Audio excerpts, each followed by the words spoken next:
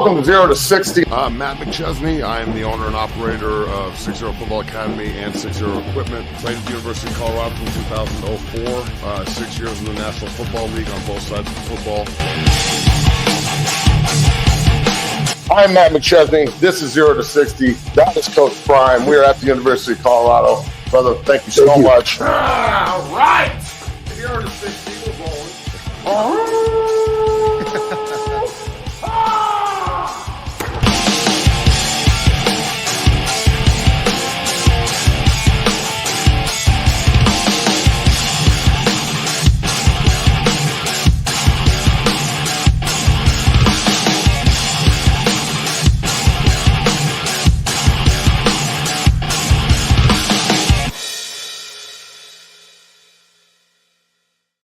All right, and we're rolling. Happy Wednesday to everybody out there. 0 to 60 rolls here on the Bleed Network. Thank you to Bet Online and all of our sponsors.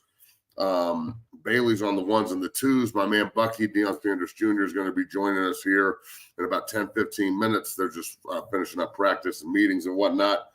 So we'll be talking, and then he'll jump on. We got a lot to talk about today with Colorado hosting Baylor on Saturday evening.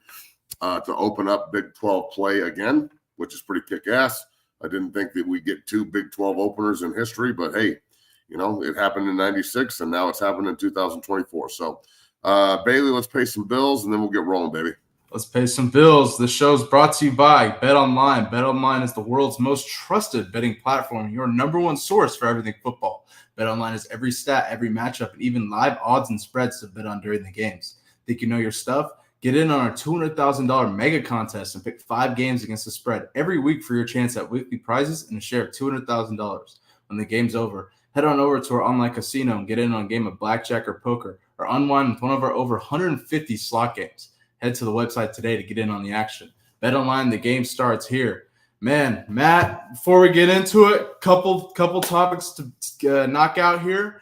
You know, the 60 strength, our website, Matt's website is live. So, you know, we only got a consult booked this morning. So good job, Bailey. Rolling. We got merchandise up there. We got the embroidered, the 60 embroidered, you know, different colors. We also got Matt's famous quote from, you know, quoted in the North Dakota State Colorado game. If Shador doesn't have to do everything, he can do anything. So if you'd like one, head on over to, 60strength.com and find yours today. Another topic to take care of before we move on here. Matt, I know you wanted to talk about this. Can you just kind of break this down for us? Go ahead. Yeah, so everybody knows that follows me on social media that we work with a kid named Meatball, MJ Lane, who plays fullback and linebacker and running back over at Cherokee Trailers. Great kid. Has been in my program forever. And his dad is a good friend of mine, Dre, and this is Dre's GoFundMe page, and we're going to post the link, and we are doing everything humanly possible to help the family. Big Dre was sorry, this guy's my friend, and I've known Meatball forever, and I really love the family. And Big Dre was diagnosed with stage 4 terminal cancer, and he's such a great dude, and so optimistic, and it's really breaking my heart. And I just wanted to do everything humanly possible to help the family and help Meatball, and anything that you guys can do to give back and help the Lanes is greatly appreciated. So please do all you can to donate to their GoFundMe page. They're trying to raise as much money for the family as possible, because I don't know if you know what stage 4 terminal means, but it's not good. So it's amazing to me the way the man keeps living his life, because he's super positive, and it makes me feeling bad about anything, to be completely honest with you. So anything you can do for the Lanes, please do. Maybe we can clip this, please, Bailey, and play it again at the end of the show or in the middle so more people see it. But it's we call it the Dungeon family over there for a reason, and I just want to help the family as much as I can. So all the best to the Lanes, and Big Dre, we got your back, bro. So absolutely. All right, let's move on here. Link, so go support, please. Man, let's get right into it before Deion Sanders Jr. joins us for a great show. We got a lot to talk about. It's Baylor week, beginning of Big 12 play. Colorado, it's got Baylor at home. It's gonna be a huge game. I'm looking forward to it. Let's get into it here. Let's dive into the meat and potatoes of this. So Levante Bentley was asked about the defense. He asked about the difference of the defense from last year to this year. Take a listen here. First games last season, obviously 9 points in the last 6 quarters here. What do you think has kind of been the biggest difference defensively from last year to early on here this season? Communication. I say the biggest, making sure that everybody aligned, making sure everybody know their job. Just playing down here, playing physical, man. Play on the other side of the line of scrimmage. No doubt. Matt, just break that down. What do you feel the biggest differences on the defensive side from last year to this year? Well, it's Livingston for sure. I mean, I can't wait to talk to Bucky about this, but this man has come in and he's got them believing. Mm-hmm. You know what I'm saying? Like Absolutely. You to believe in what you're doing, not just do it, is huge. And I think the personnel is really good. I think the pass rushers are good. I think your interior players are getting better and better every week. Yep. Going to be a nice rotation of interior guys this week with Big 97 coming back. Yeah. We've got the best 2 linebackers in the Big 12 from a combo. Okay, the law firm. Yeah. That's the next T-shirt. I got to go talk to Bentley and Hill. Yeah. But those 2 are monsters. Okay, and I think they're the best tandem of linebackers in the Big 12. And then our secondary, especially when Shiloh comes back and he can play that nickel linebacker now. And because of the depth in the secondary, not only Travis, but I mean, Coach Prime is very adamant that McKinley is a first rounder as well, which I don't doubt. I mean, that kid is a monster; he's a stud. Mm-hmm. So, I think as the year goes on, people are going to respect the Nebraska loss even more because I think they're pretty fucking good. And I think that was a humbling experience that needed to happen. Yeah. Okay, and when you're humbled on national TV, you have to change things and you have to really look at yourself hard in the mirror, and that's what they did. But look, this defense has given up 9 fucking points in the second half all year. 9 in 3 games. That's 3 points a game in the second half with this offense. I think it's 12, but yeah. Well, okay, 12 fucking points then, man. 4 points a fucking game. So, sorry, all you math majors out there. I'm just saying, like, when you have a defense that supports your offense like this, and you're in college and you can hold people like that, and you can play at, like, I went back and watched the CSU game, and I went back and watched the Nebraska game because I was at the Nebraska game, so I didn't get to see everything that you see on TV. Right. They are fundamentally sound. They play their balls off. They are running to the football like crazy. They are rotating in guys that do their jobs and play hard and want more. You can tell the backups are pushing the front line guys, especially on the interior of the defensive line and the defensive end. Yep. It seems like they have an 8-man rotation on the defensive line that's working pretty well. Coach Sapp and Coach Lewis have to be just ecstatic about that. The secondary is elite. I think the secondary matches the wide receiver core as the best in the Big 12. And I'm not just saying this. I think the linebackers are both pros. I know Bentley's a pro. And Hill, is it Hill Green? Yeah, it's Hill Green. Bentley and Hill Green, the law firm, they are outstanding. Okay, they remind me so much of when CU had Hannibal Navies and Jay Sean Sykes at the same time. All right. And if you don't know those names, you're like, I feel sorry for you a little bit. But then, like, when we had Jay Sean and Sean Tufts next to each other, and then we had, Iwu and Tufts next to each other, and then we had Jordan Dizon. And then, like, the list just keeps on going, the great linebackers that have played at Colorado. Mm-hmm. And, there's been other really good ones. Obviously, Nate Landman is a badass who's, a starter for the Falcons and just one of the best players to ever play defense at the University of Colorado. He was a great player at that position. I thought that excuse me, it was Nate. I can't remember the name of the other kid that played next to him, Quinn Perry. I thought Quinn Perry, even though he was on a 1-11 team, was a really good linebacker for us for a long time. So, when you look back, the teams who have great linebacker play usually get really good play out of everybody else because that's the heart of your defense. That's the middle. So I feel like I'm listening to these Baylor guys, and I'm going to be on let's see, I can't remember the name of the show. Give me 2 seconds here. We're going to talk about that here in a second, but yeah. Well, just give me a second here. So I'm going to go on tomorrow with a radio show down in Waco. 365 Sports in Waco will have me on tomorrow, anywhere between 4 and 5:30. And David Smock is the guy who puts the show on. I've done a couple shows with them in the past. They're good people, but we've got Baylor, fans and Baylor people talking how they're going to hang 30 points on CU in Folsom on Saturday night. Yeah. And it may rain, it may not. Coach Prime is saying that it's not going to rain. I'm going to go with him. My man Chris Bianchi, Bianchi's the weatherman that's doing all the stuff in the hat and the glasses. Mm-hmm. So Chris Bianchi used to be the producer way back in the day, like on my first radio show that we did in Denver after I got done playing. He's a great kid. Great dude. And it's like he's wishing for rain. We don't want rain, dog. I'm going to the game. I don't want to stand in the rain the whole time. So I think that the defense is now in this like realm where I think they're pretty good and they just need to get tested again. So let's see how they do against the Big 12 offense in Baylor, who doesn't protect the ball well and is leaky on the offensive line at times and may not know who their quarterback is week in and week out. Like they have questions as well. So, and if you need to get up for this game, look, there's no hatred in my heart for Baylor. All right. We lost. The worst loss of my college career is in Waco in 2003. That was embarrassing as shit because they were terrible and we were pretty good. But I don't have any hate in my heart towards them. Right.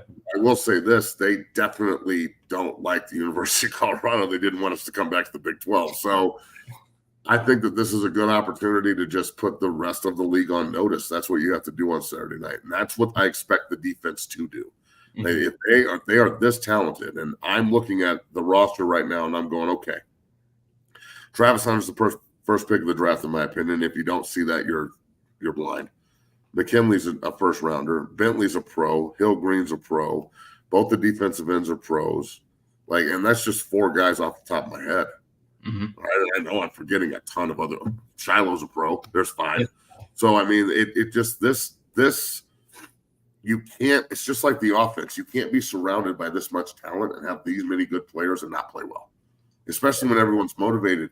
And you bring in Coach Prime made one hell of a hire with Coach Livingston because he brought in a professional young defensive coordinator that can get through to these cats that says, look, if you want to play on Sundays, well, I know how to do that. I know exactly what they're looking for. And not only that, he can pick up the phone and just make a phone call and go, hey, this cat is an NFL player and you should draft him.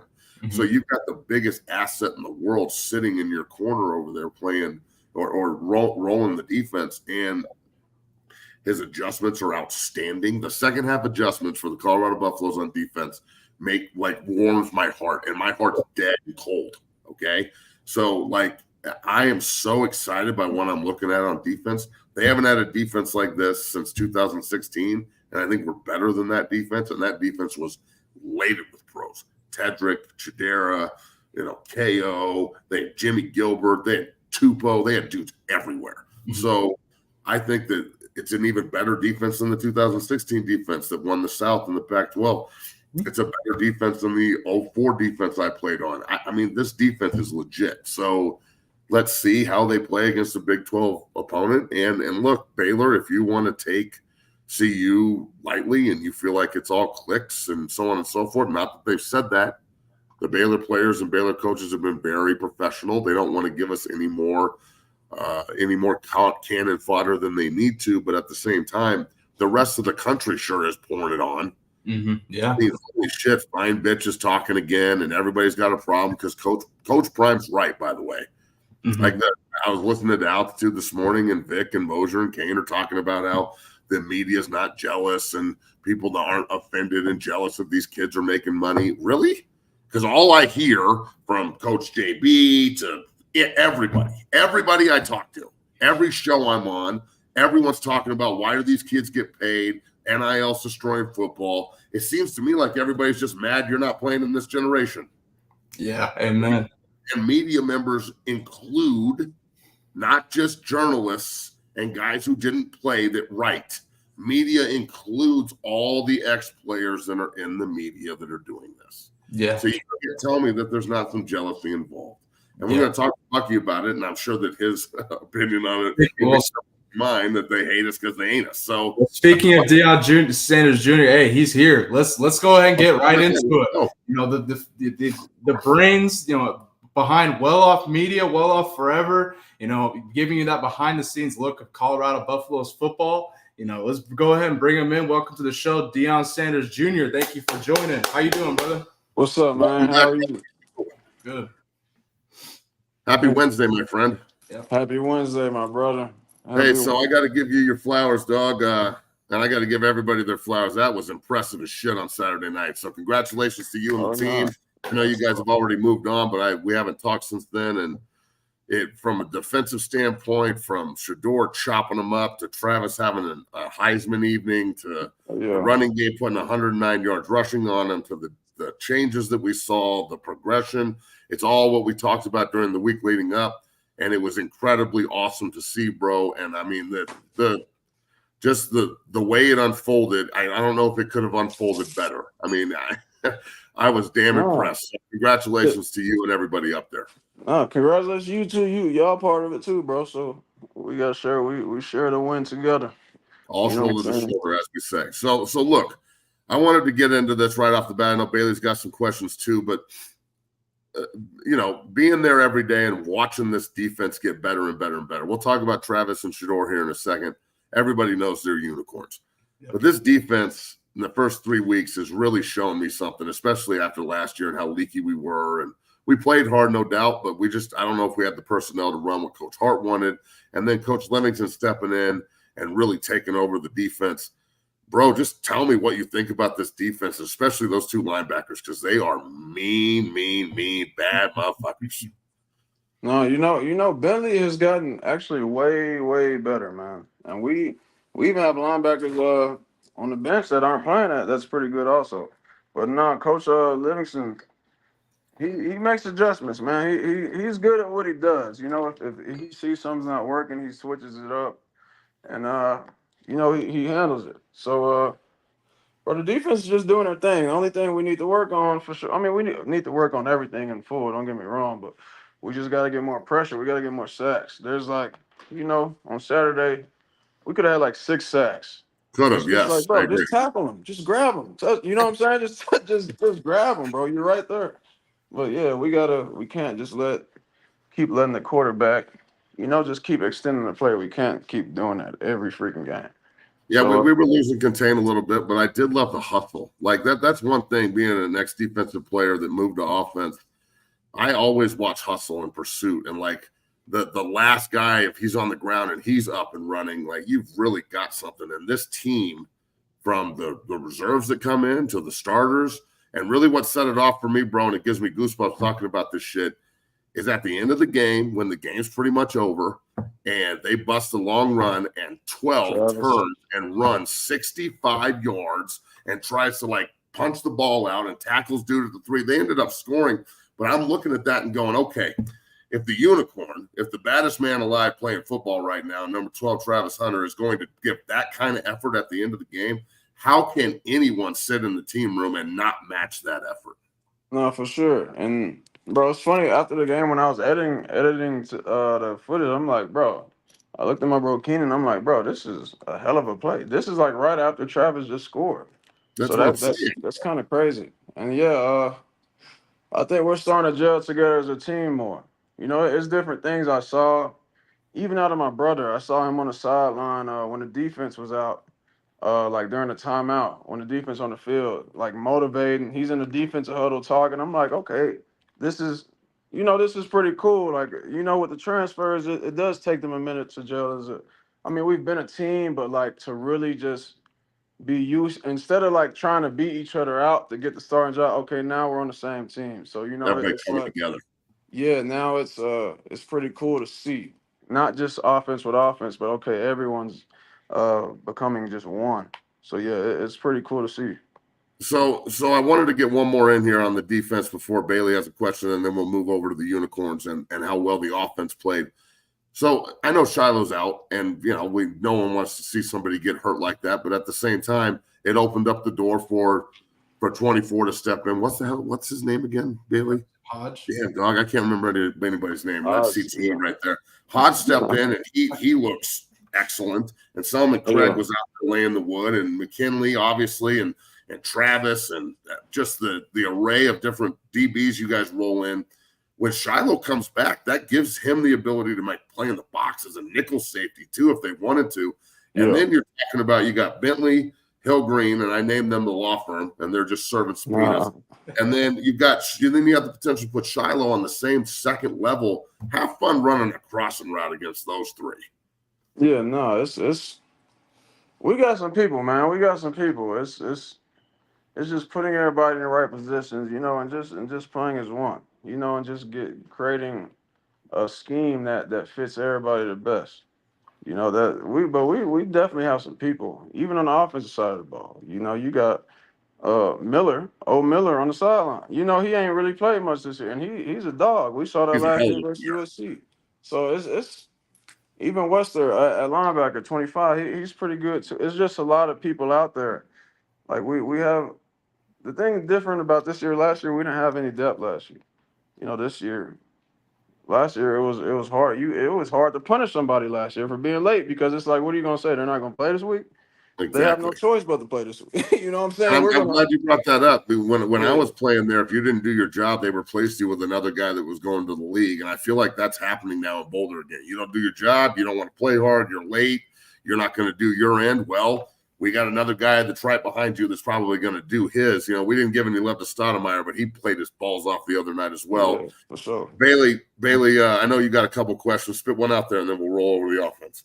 Yeah, man. So the huge win over the weekend. That was a huge win. I just want to get your biggest takeaways from that game. Just kind of your thoughts from it heading into the Baylor game. Your biggest takeaways from last week. I don't want to be negative, but we gotta just score in the first quarter, bro. It can't take forever to get started, and it's like, why is it taking forever? Why, just figuring that out, and like, bro, if we could score right off the bat, you take pressure off the defense to go out there and be amazing every freaking game. So so I don't want to be negative, but that's like, all right, bro, what's going on? Like we gotta. That's constructive criticism right there, my friend. There's no negativity. Yeah, it's just like, well, why can't we start off fast? And then but other than that, yeah, I like the it's a lot of things. I like running out of the pistol formation. We talked about that last week, bro. We sure noticed did. that during Nebraska. But even stuff that y'all don't even know. People just don't even, you probably know because I talk to you a lot, but out of pistol, we actually didn't have pass plays out of pistol. We just had runs. Shador drew up pass plays on the sideline. During the game, like, nah, we could run the same play out of this other formation, so they could respect this formation, not always think it's a run. It's just things like I'm starting to see out of him. People are just getting more comfortable in their roles and just playing as one, like I was saying. So that's really a beautiful thing to see. Like I said, and the DNs just got to keep contained, bro, and just tackle the guy when it comes to you, bro. Like, stop running up to his face and then just chasing behind him. Just tackle him. Yeah. Well, that's definitely going to be a point of emphasis this week. I know that. Sure. So look, let's talk about Shador. I'm of the mindset now with a lot of evidence behind it, and obviously you've seen more because you're his brother. I've noticed that every time someone cheap shots him or gets in his face or talks shit or tries to push Shador's button, he in turn lights them the fuck up. Like this dirty ass bullshit play that happened the other night before he went off for 4 touchdowns, where the defensive tackle 55 just speared him in the chin. Oh yeah, I saw that. Like right after that happened, I was like, we were on live broadcast, which was awesome, and I was like, okay, he's about to chop their ass up. All you just did was piss him off. And then I watched Fowler Nicolosi's punk ass, who we'll talk about here in a minute, give Travis the short sign, and then Travis decided to go off for 100 yards and picked him and almost took that to the house. This bullshit. Yeah. So I guess I don't want Shador to get hit in order to go do what he does, but damn, bro, when somebody talks shit or cheap shots someone on this team, especially the elite players, wow, do people pick it up? Why do you think that is? Is that just bred into the Sanders family and Travis Hunter? No, Travis is like that even in practice. Like in one-on-ones or anything, it's like, bro, you done made him mad. Now he about to jam you over here by me. He about to put you over here by the cameraman. You done made him mad. So but yeah, Shador, you gotta understand he played at Jackson before he played there. In Jackson, HBCU, everyone's taking shots at you. Everyone's just on that type of timing. Everybody's about it, from the coaches to the players to the trainers to everybody. So you gotta have that type of intensity. You gotta play with that type of edge. And yeah, I mean, for Shador, yeah, sometimes he starts off like that. Shouldn't have to take, somebody doing something. But Shador just plays like a dog regardless. But he's a quarterback, so he has to control it. And like you said, somebody might just bring it out of him, but he still has to keep control of himself. But I don't know. They're definitely different animals, dog. They're next level with it, bro. And the mentality of both of them, everyone else seems to feed off of it, because I'm telling you, when he got cheap shotted, the first people over there were the offensive linemen. Last year, when Travis got cheap shotted, the first person there was Shador. So that's significant changes I wanted to see, which I applaud the O-line. And I'm about to give the Big Eater some love, bro. What I saw on Saturday, from Seton all the way over to Turner, I mean, Big Benson at right guard, his clear out block on that touchdown throw to Travis was that's the way you do it, 67. So Link has played his ass off. I thought Brown at left guard that we talked about last week in depth, that was a great move. You're putting two of your best players on the same side. I thought Jordan Seton played like a damn vet. And I know he's just a rook, but I think that the Nebraska game, we said this before he came on, it was a humbling experience everyone needed. I needed it. You needed it. Bailey needed it. CU needed it. Coach everybody needed it, because it forced us to look at ourselves in the mirror and say, okay, what's the best way to move forward? And the adjustments I saw, and then not only the adjustments in the coaching, but the way everyone bought in, bro, especially with the offensive line. I mean, just talk about it from your perspective, how good it was to see that, because that is shit we can build on. The foundation right now in Boulder, I think it's super strong to move forward into Big 12 play. Yeah, you just gotta. I don't want to sound cliche or sound like my dad, but yeah, you just gotta take it personal, bro. You gotta understand, like, this game can feed your family. You could get generational wealth off of this, and not only just reasons for yourself. As one, the world wants to see us down. The world wants to see us fail. So They damn sure do. it's like it's just taking everything they said personal. You got to respond, and you like we said last week. You ain't shit until proven otherwise. So prove otherwise. Go show them that. Okay, cool. Like that. That was a learning opportunity. That wasn't something. We're not the same team from last year. You got to show people that, because I mean it has been looking like the same team from last year. So it's a beautiful thing to show that we can run, show that the linemen, like, y'all ain't no hoes. Y'all really about that. So it was cool seeing how we responded. And another away game, the game packed, people chanting at you. It wasn't as loud as Nebraska by far, but it was just a beautiful thing to see them step up to the occasion. Now we just figure out how to keep doing that. All right, so last couple about CSU, and then we'll move on to the Baylor Bears and Big 12 play. So Coach Prime came out yesterday in his press conference and, was talking about the media and jealousy. And I agree with him. A lot of the radio shows this morning when I was dropping my boys off at school were adamantly talking about this, about how wrong he is and all this shit. And all I do is hear and see. The comments is full of a bunch of haters. The internet's full of haters. Everybody's got something to say that doesn't particularly have anything to do with football. And that's the thing, is if you just took the numbers and put them up and you took the names away, people would be looking at this, be like, holy shit, what are they doing in Boulder? Look at the numbers throwing the ball. Look how good the quarterback is. Look at the receiver and how good he is. Oh, and he plays both ways. Look how dominant he is. Look at the offensive line getting better and run for 100 yards. If you just take away the logo and the names, I think you get a totally different perspective, which in my land, I think, the great Sean Carter used to say that jealousy is a female trait. Don't be mad at me because I push weight.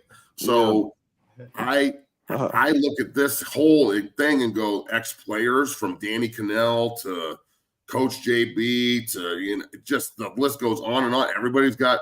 It's not because CU got better; it's because CSU's terrible. But they all pick CSU, which makes me wonder why they like gambling their money like that. On top of the players and what's being told to them in the meeting room, because that Horton and Fowler Nicolosi's disrespect came from the top. For sure. So why is it? What? I know we talk about this a lot, but I can't get off of it. Why is it that everyone's so jealous when they're on the same platform? Like, I don't know. I think it's weird to a point, bro. Nah, bro, my dad, I don't know if I told you this, but yeah, when my dad saw the thing about the band stuff, he just called, bro, you gotta understand, he really just be looking at his phone and be like, bro, what the heck? What I the didn't say hell is this? that. like, bro, it's another story, another just false allegation, another just lie. He was just like, bro, it's really getting weird. He's like, it's getting crazy, dog. Like, it's like, I don't know. It is different. I understand we're more seen, more this and that. Like, that's what comes with it. But yeah, a lot of it's very personal. A lot of it has nothing to do with football. A lot of it's And just, none of it's negative either, Buck. Like, no one's getting arrested. No one's doing yeah. anything illegal. No one's getting DUIs. No one's beating up their girlfriend. There's nobody going to jail. Like, bro, I just saw something 2 days ago, and I forgot to talk about it, that they have the highest core GPA in history.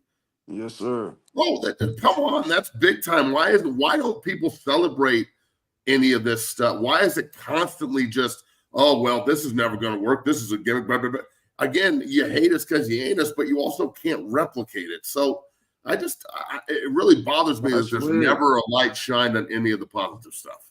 No, it's weird. And I see a lot of people responding back because when people always ask in the comments, like, why do y'all hate Prime? Or why do y'all hate Colorado so much? And people, it's really a lot of the self-confidence. And there's like, your coach thinks he's the best coach out there. And people say, why? And they'll send an article or a video of the reporter asking him, do you think you're the best coach or who's the best coach in college football? He says something like, you're looking at, it's like, what are you supposed to say? Yeah, the guy at Baylor is better than me. No, I'm the best coach in college football. Yeah, what are you supposed like? Well, if you ask, no disrespect, if you ask Colorado State quarterback who's the best quarterback, he's supposed to say himself. You're supposed to feel like that. Like what? Yeah, it's like what do you expect people to say? I really don't. I don't get it. But they just hate like y'all. It's never us talking about other people. It's not. We don't disrespect others. We don't do this. It's what y'all feel about yourselves. How are you mad at me for feeling good about myself? Or how do you mad at me Because for they having feel awful about themselves, dog. yeah, or y'all have confidence. Y'all just got killed, or y'all just got whooped. Why y'all still confident? What are we supposed to be like walk around with our heads down? Like no, you learn from it, keep on going. I'm not about to walk around like I ain't shit because we lost. Like it don't make sense. I don't know. It is kind of weird. It's weird, dog. It's weird. It's Yeah. like I can understand it a little bit, but I can't understand it week by week by week by. It's like they just find the narrative changes and they change the narrative. And speaking of the media and the ex-players, and then all of a sudden it's like, oh, well, CSU is going to run them and they suck. But then we run CSU and CSU looks as bad as they did, and it's because CSU is bad. And now it's Coach Prime is mad at the media and he's saying they're jealous. And then the jealousy comes out because they spurn it because they're like, and they start pointing the finger back. Don't look. Last question about CSU, and we'll move off the sheet because we don't play them again until 2029. That Centennial Cup's going to look real good in the Champions Center. Coach Prime and his Buffaloes are 2-0 against the Sheep, which I love. Thank you.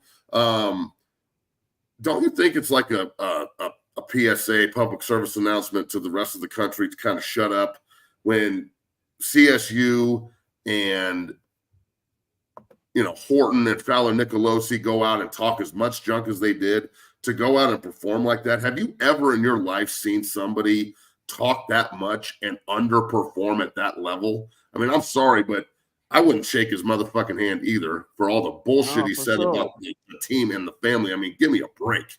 Yeah, and this shit people don't know about. It's more than that. You know what I'm saying? It's like, bro, and he shook everybody else's hand.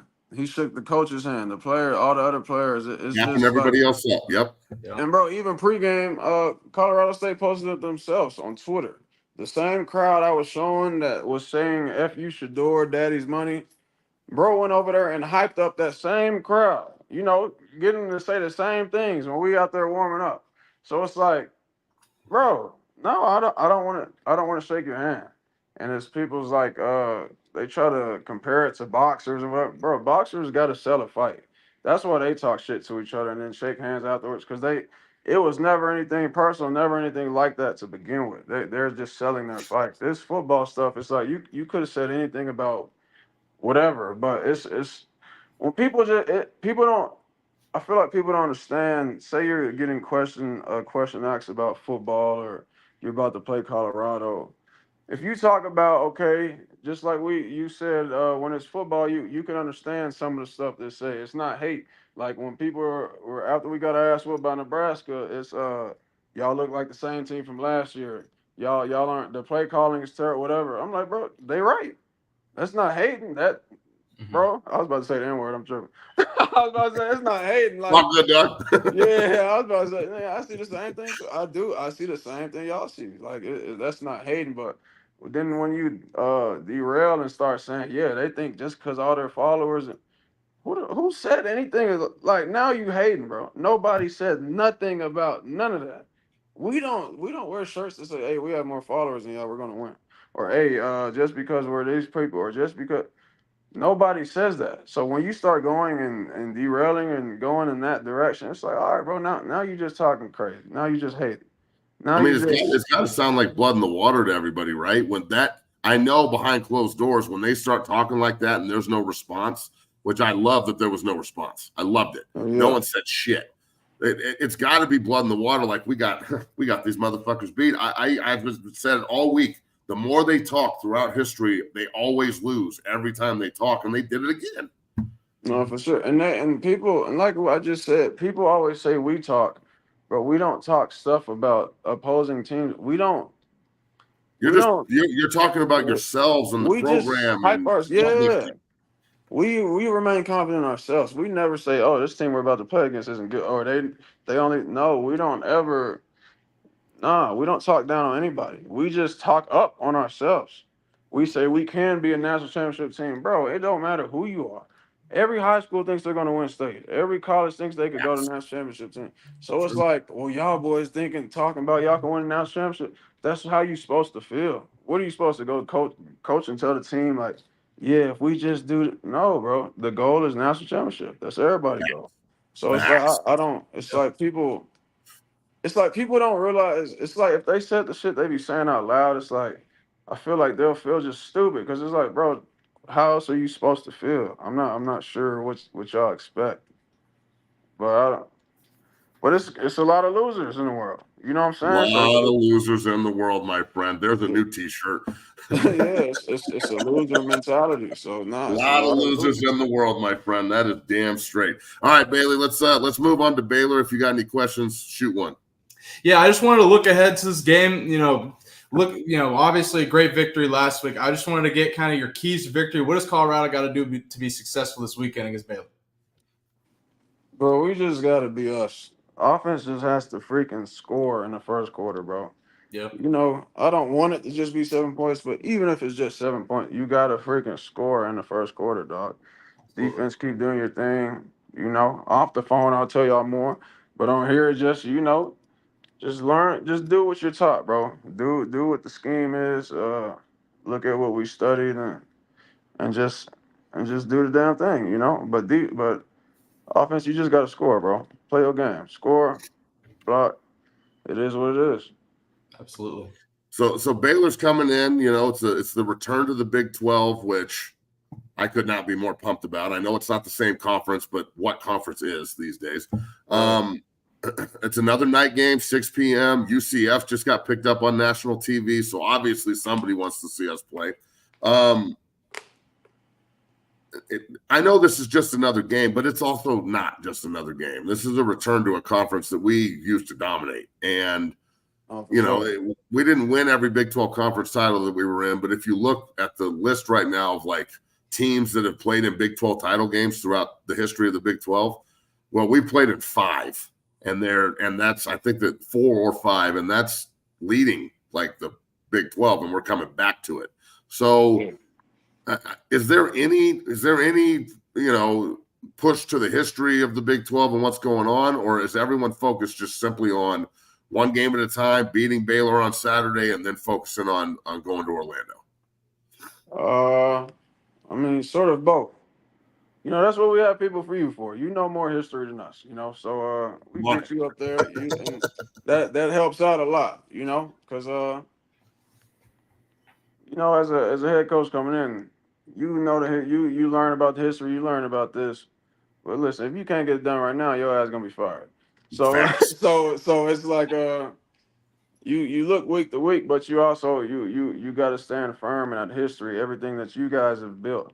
You got to keep building on top of that, because y'all built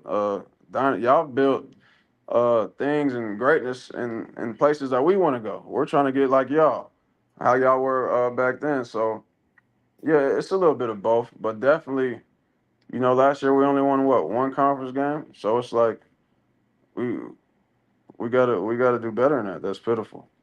So Hey, so I wanted to talk to you about Shedeur and Travis specifically. Put yourself in a defensive coordinator's shoes at Baylor. What do you do, bro? Like, now that we can run the football and we've committed to it, and we've got Wester and Horn, and I know Shep had a really bad drop the other night, but he'll get over that. It was right in his hands. He'll catch that next time. The backs out of the backfield, the screen game.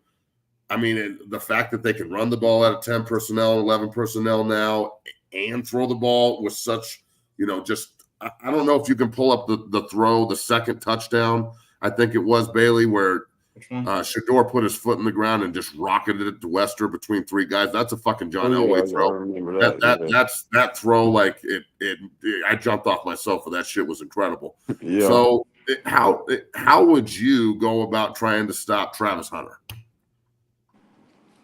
Honestly, I was just, they probably doing something. I would pray, but they just probably watching Nebraska and see what they did. To be real with you, what the heck did Nebraska do to them? How did they get there? We've made significant changes, but like, it's like focus on Shedeur and Travis, of course, but I guess I would focus on the O-line more.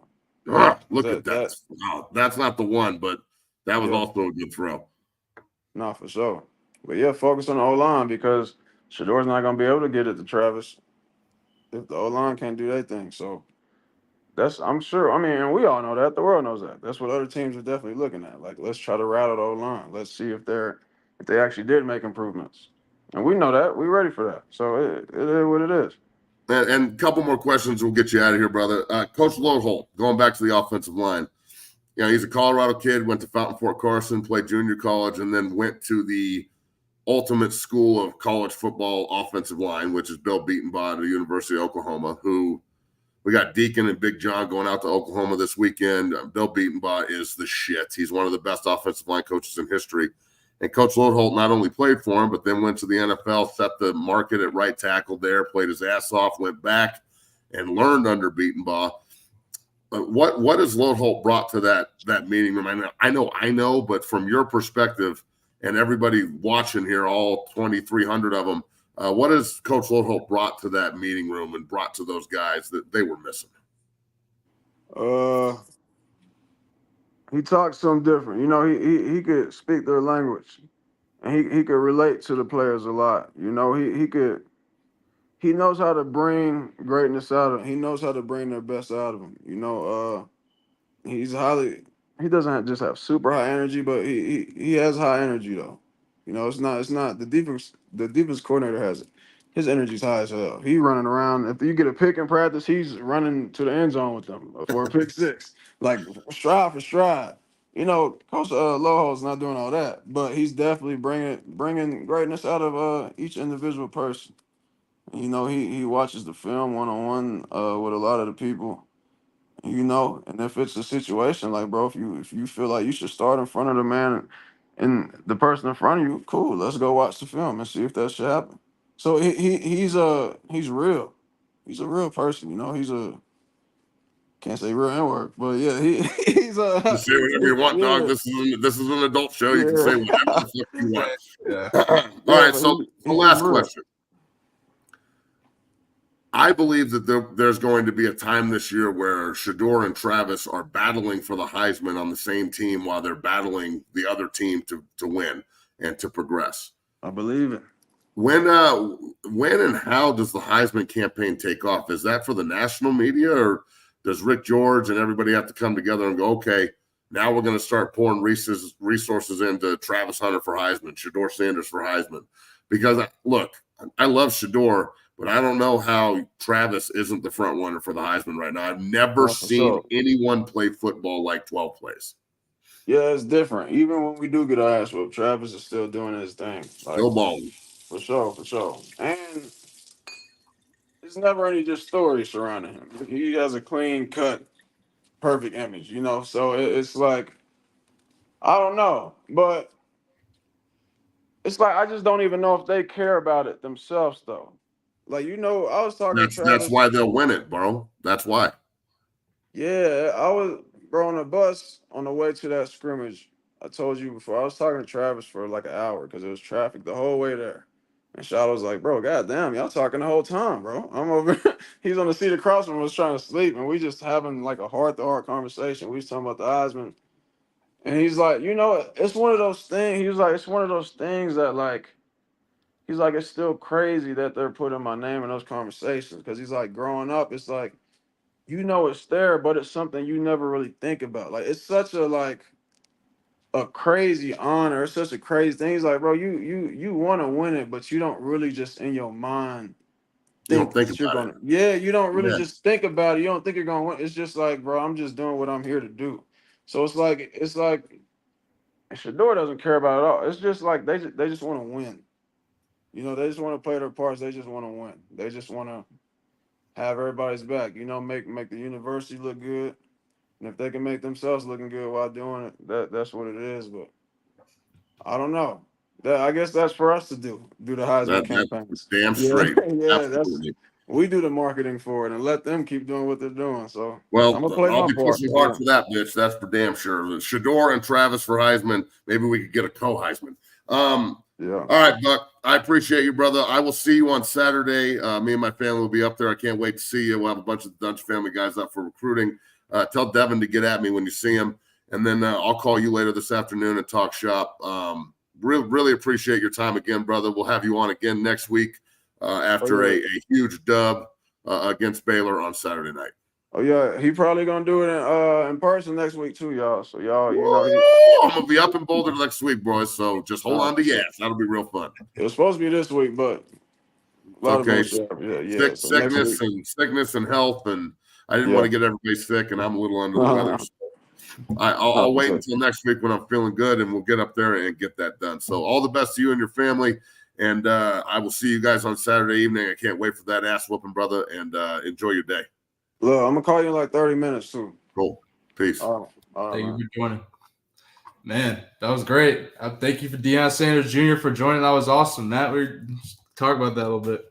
Well, look, we bring him on because number one, I'm pretty hard on my alma mater, regardless of what all you fanboys think in the comments. It's amazing to me how many people in the comments are against what we're doing, yet you're watching. Yeah, I know, it's hilarious. Like you probably have like a fine girlfriend, but you watch fat bitch porn. Like, what's wrong with y'all? Like, it's okay to like just get on the train. We're rolling. So I think that this it goes all the way back full circle to the jealousy thing.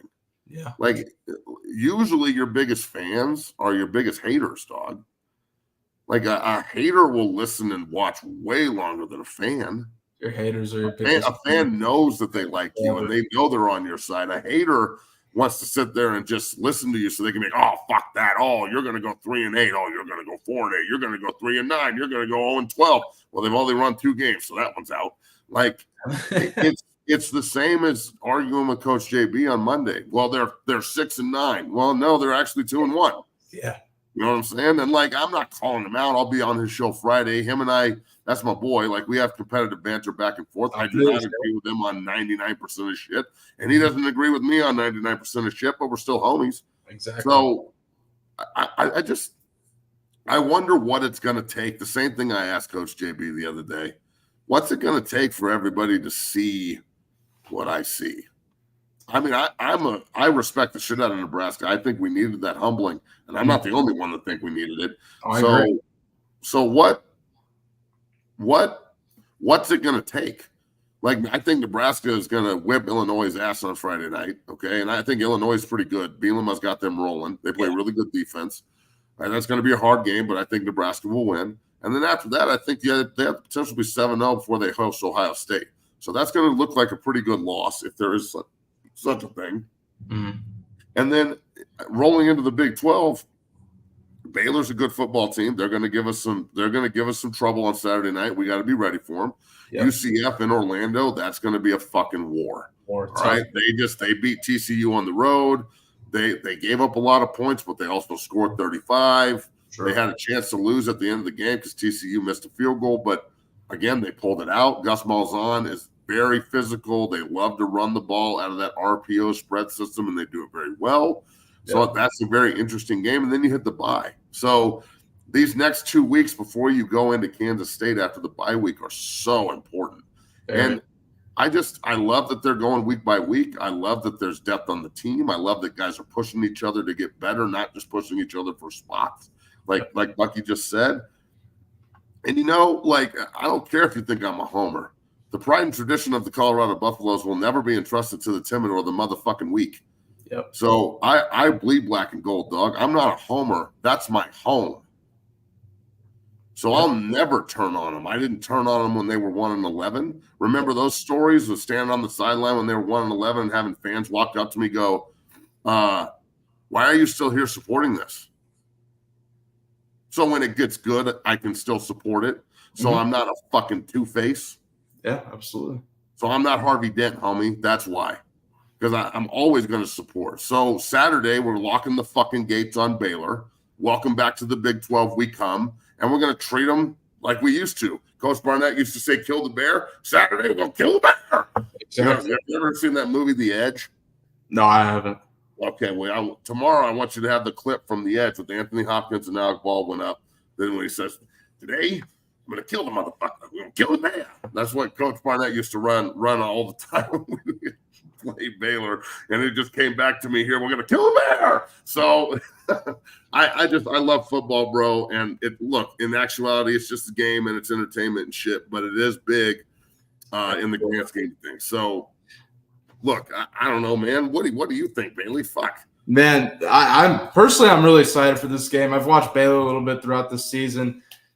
It's going to be a war. If CU defensively, I think defensively is the biggest key. That's kind of where I'm like, all right, I know what I can get from CU's offense here. If the CU's defense can come to play, if the law firm can lay the wood on Saturday, that's where we're gonna win this game here. One thing I wanted to bring up before we close out here, and you sent me this. A podcast on Baylor football is talking about this shit. They're talking about Colorado football and Baylor game this Saturday, and they have some interesting comments. Take a listen here. Forward as there is a talent jump here, but schematically and just the overall cohesion of the defense on the opposing side, I feel like there's an area for Baylor to take advantage there up front and continue to run the football. So that's another area that I'm very intrigued by, but one where I feel like Baylor has an advantage. I think just looking at this game, I feel like Baylor should be able to go into Boulder and post somewhere in the high 20s, maybe low 30s in this game. Yeah. So hold on, Matt. I don't look. They could I don't know what I'm going to pick score wise because I still have to scout these people for another day. I've only watched one of their games, and I can't really. I know they whipped Air Force's ass. Air Force is having a down year. They're rebuilding. Troy Calhoun will have that team 10 wins again next year. But Air Force runs triple option, and it's really hard to see. Baylor just out-athleted them. Okay, that's what they did. I don't know if Baylor's good or not. I don't really know if we're really good or not. Like this is a benchmark game for both teams. After this game, we're going to be able to say, okay, either CU's pretty good and they're moving into UCF, or we're moving into UCF and we got shit to fix and we just lost to Baylor at home, which would be devastating. So, I mean, you heard Bucky say it. Go out and win this game, or shit, people are going to start talking about you getting fired. Yeah. So I mean, he's not afraid to have that conversation. So why should we be afraid to have that conversation? Like, Baylor isn't a great team. I don't think CU is a great team. We have great talent, but I will say that we are coming together very, very nicely, and I like seeing it. So, and I would definitely rock with CU's defense. Baylor, CU's defense is nice, Bailey. Yeah. They are playing their fucking balls off. Yeah, and when you got momentum, I think they're going to roll this momentum right into the Big 12 play, starting with this game. This game's at 51.5 on the total. Again, with Colorado, the way the defense is playing, I'm taking the under. I think you have to take the under because they can't throw the ball, bro. They've been rotating quarterbacks. Their pass game is bad. With our secondary, we're going to shut down their pass game at home quick. Yeah, I agree. They're coming back to altitude. Baylor's never won in Boulder, so really, it's. I remember the first game I ever, or the game I got offered at in high school, was the only time they wore gold uniforms. They wore gold uniforms with black helmet and a silver buffalo back in the day. And Coach Neuheisel offered me at that game when I was a sophomore in high school in front of my parents. So this is Saturday night will be kind of like full circle back in the Big 12 playing against Baylor. But yeah, they have a hard time throwing the ball down the field. So I'd anticipate a couple of turnovers if that's the way they have to push it. But our front seven, front eight need to control this football game. If they can't run the ball, and if we can stop North Dakota State running the football, and we can limit Nebraska running the football as the game goes on, we didn't stop them by any means, but we limited them. They didn't score in the second half. And we can absolutely dismantle CSU's running game other than the one long run that Travis ran down. They couldn't do shit. So I think that there's great potential for the defense to have a really, really good night again and keep building on it, because going to UCF, that is going to be an absolute fucking dogfight. So we can't look forward to that, but it is what it is. So we'll see. Baylor's defense is good. They've got a lot of speed. They've got a lot of kids from Texas that give a shit. So they're walking in definitely trying to win the game. I mean, what the fuck? So it's apparently every team that we play is going 4-8, and we're going 4-8. What is wrong with everybody? Why do you guys hate yourselves so much? Just at some point, like I'm super negative about shit, but I'm not this fucking negative. Jesus. Yeah. So I mean, we'll see. I'd love to see a beat down, but I also am expecting a really good, competitive, hard-nosed football game. So I will say this though, being back in the Big 12 is where we belong, and it's a conference that I think we can absolutely dominate if we do it correctly. So I'm pretty excited about it, man. Tomorrow we don't have a guest. Bailey and I will be breaking down, just the really specific things about Baylor. I'm going to watch them a lot more today that we can take advantage of and how we can take advantage of it. We'll break down some more of the defense. And then Friday we've got Lawrence Vickers on again. He'll be joining us to get everybody ready for the Buffs and the Bears on Saturday night. I'm looking forward to it. I cannot stress enough how just fucking pumped up I am for this game on Saturday night. So Nick will be a recruit up there again this weekend, which is pretty kick-ass on top of a bunch of other kids. So we'll see how it all goes. Bailey, good job, bro. Absolutely, man. This is a great show. Over 1,800 people in here. Go ahead and become a member of the Dungeon family today for only $2.99. And one more thing before we get off here. On my show, Bailey Price Media, at 5 p.m. Eastern today, Tank Johnson and I are going to kind of break down Caleb Williams. Big Tank. Yeah, he's got a lot to say about Caleb Williams. CJ Stroud kind of tried to give him some advice after the game, and Caleb kind of seemed to ignore it. So head on over to Bailey Price Media. I'll drop the link here, and check that out, 5 p.m. Eastern. And thank you guys all for the support. Matt, before we close out, any closing thoughts? Yeah, enjoy your day. I'll be back tomorrow. All right, see y'all tomorrow.